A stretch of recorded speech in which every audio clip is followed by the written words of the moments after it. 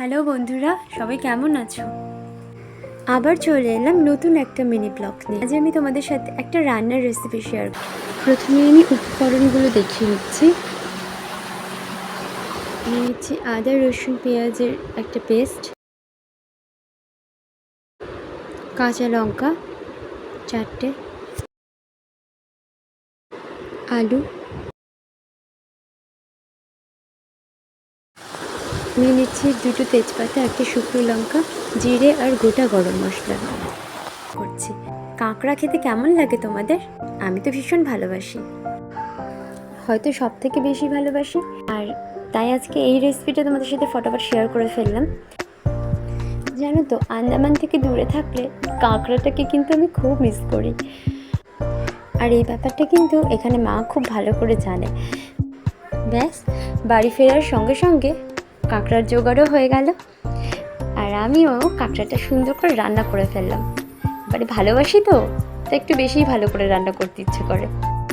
প্রথমে আমি কাঁকড়াগুলোকে অল্প একটু তেলে ভালো করে ফ্রাই করে নিলাম, একটু নুন হলুদ মাখিয়ে নিয়েছিলাম।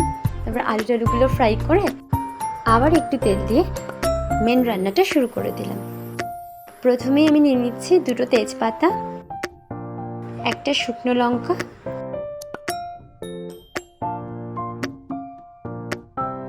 জিরে আর গোটা গরম মশলা। একটু অল্প আছে হালকা ভেজে নিয়ে এবার আমি দিয়ে দেবো আগে থেকে রেডি করে রাখা পেঁয়াজ রসুন আর আদার একটা পেস্ট।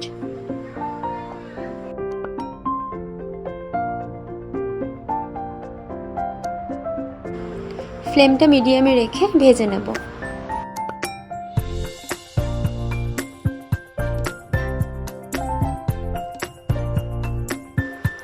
দিয়ে দিলাম 4টে কাঁচা লঙ্কা,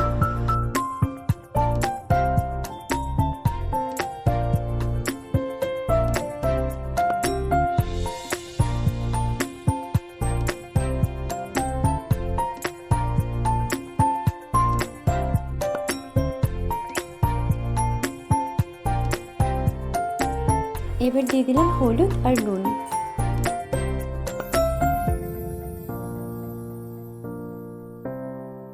মশলাটা একটু কষিয়ে নিতে হবে, এই যেমন করি সবাই রান্না তো তোমরা সবাই কম বেশি জানোই না, এগুলো তো আর নতুন করে কিছু বলার নেই। এবার দিয়ে দিলাম একটু ধনে গুঁড়ো,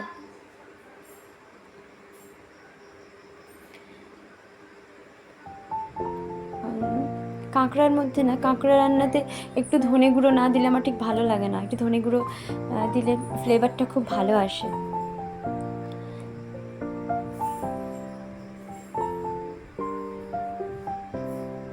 এবার রেখে দিলাম ভেজে রাখা কাঁকড়া।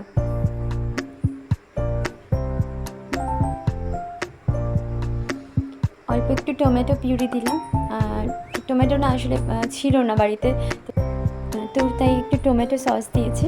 টমেটো সস টমেটো দুটোই তোমরা ব্যবহার করতে পারো।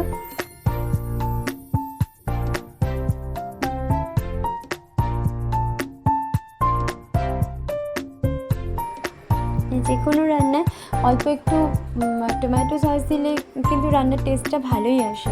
হ্যাঁ, একটু রিচ হয়ে যায়, সব রান্নায় দেওয়া যায় না, দেওয়া উচিত নয় প্রত্যেক দিনকার রান্নাতে। ওই মাঝে মাঝে স্পেশাল আইটেম থাকে না, আমরা মাঝে মাঝে তো কিছু স্পেশাল আমরা বানাই বাড়িতে, তো তখন কিছু কিছু স্পেসিফিক আইটেম আছে যেগুলোতে কিন্তু টমেটো সস ব্যবহার করা যায়। এখানে না আলুর কোয়ালিটিটা খুব একটা ভালো থাকে না, সেদ্ধ করার জন্য একটু বেশি জল দিতেই হয়েছে। এবার দেবো কিছুটা জিরে গুঁড়ো, হাফ চামচ মতো। তো রান্না প্রায় হয়ে এসছে, আর কিছুক্ষণ একটু মিডিয়াম ফ্লেমে ফুটিয়ে নিলে আমাদের রান্নাটা রেডি হয়ে যাবে। আর দেখো, আমার রান্না কিন্তু একদম রেডি, আর খেতে কিন্তু অসাধারণ হয়েছিল। নিজের রান্নার প্রশংসা নিজেই করছি, ভেবো না কিন্তু বাড়িয়ে বলছি। তোমরা একবার নিজেরাই ট্রাই করে দেখো বাড়িতে, তারপর আমায় জানিও। আজকের ভিডিও এত দূরই ছিল, ভালো থেকো, টাটা।